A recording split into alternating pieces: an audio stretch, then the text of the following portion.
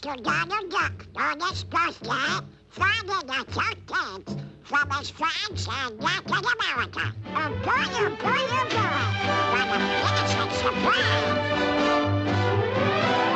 Whoops! Oh, no. Isn't that wonderful? Which one should I open first? My mama told me to take this one. I wonder what's in it. Oh boy! Oh movies! Just what I wanted! Wow! The doggone! A little penguin. Oh, what a cute little fellow.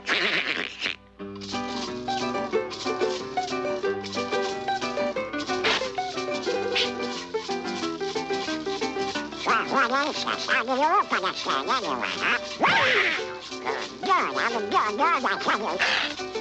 On with it, slow!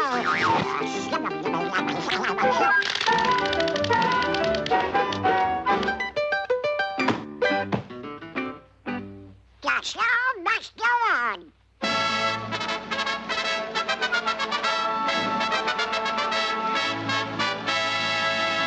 Aves raras. Aves raras? Si, senor. That means strange birds. Oh, sure. I know. Birds. Yes, amigo, your feathered cousins. You know, Donald, you have more relatives here than there are coffee beans in Brazil. For instance, take the one who lives way down. Ah, but suppose we let my friend, Professor Holloway, tell us about it. From the beginning to... Elfin, the end. Yes, thank you. Professor? This story takes us way down to the South Pole. Rather than have you stand on your heads, let's turn the theater over. There, that's better. Two things you will find most of down here are ice and penguins. It's amazing that anybody would want to live here, but most penguins wouldn't live anywhere else. You couldn't find better weather for fishing, skiing, tobogganing, or swimming. And there is nothing the average penguin likes better than a day at the beach. But come on, let's meet Pablo. He lives down at the end of Main Street. Let's go in and see what's cooking. Pablo could never remember having been warm enough. And so his closest companion was Smokey Joe, his little stove.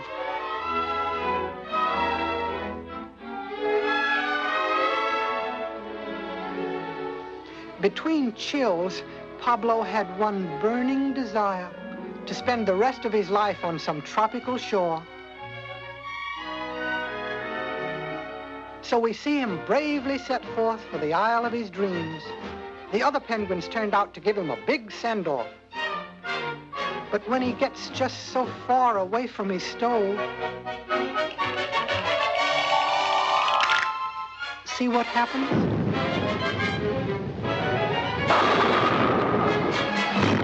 Too bad. Perhaps he'll give up this wild idea. But no, he's off to another stop. This time he's bringing a friend. Uh-oh. Uh-oh. Uh-oh. Oh, oh, oh, oh, oh, oh.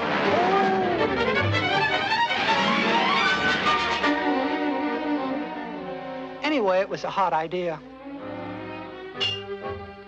Well, maybe he'll be content to stay at home this time.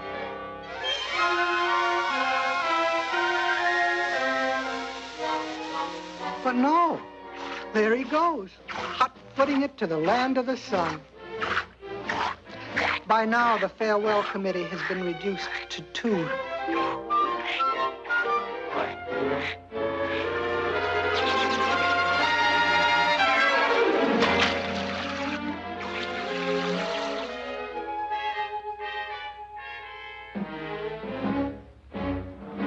discouraging, isn't it?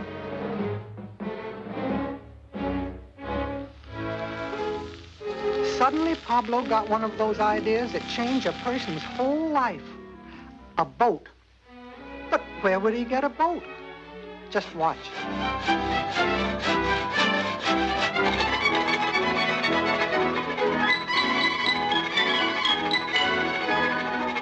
Where there's a will, there's a way, they say.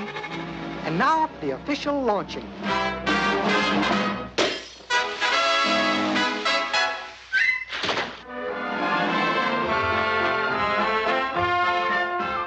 Day after day, the south wind carried him north.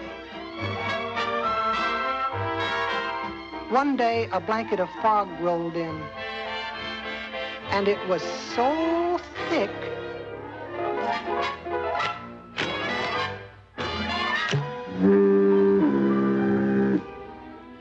must be near Cape Horn. As the fog lifted, he found himself headed straight through the Straits of Magellan and northward along Chile's rocky coast. One day a storm cloud came up. Just a little bitty old storm cloud, though, and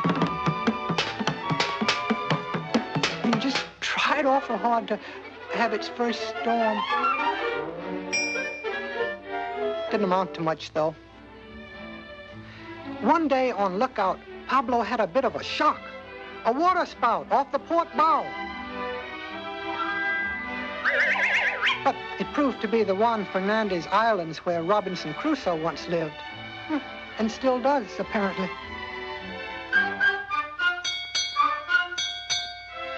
Four bells and all's well. According to Pablo's chart, he should be nearing Viña del Mar. And strangely enough, that's just where he is. He sailed past Lima, capital of Peru, hugging the coastline with a tenacity of purpose seldom found in a penguin. One day, his telescope picked out a city high up on top of a mountain. The map said it was Quito, and it was right smack on the equator. It wasn't as easy to cross, but with a little help from Neptune, he made it. So, making a left turn, he followed the equator, headed for the Galapagos Islands. Ah, that good old sun. Pablo felt that he'd never get enough of it.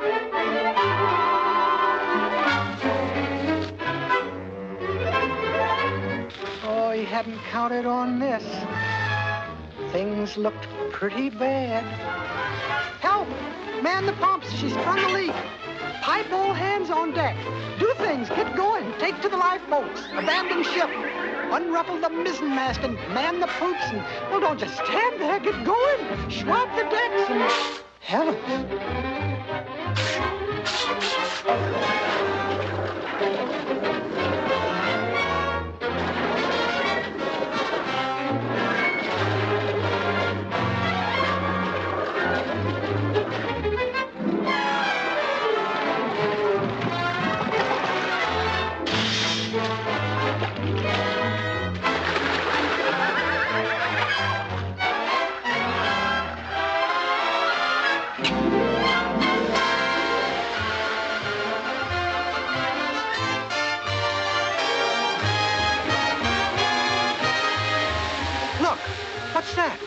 Just what he's been looking for.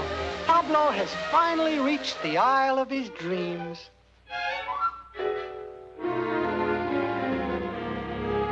And so, as the warm tropical sun sinks slowly in the west, we leave little Pablo, a bird in paradise, a picture of health in his new coat of tan. He should be the happiest penguin in the world.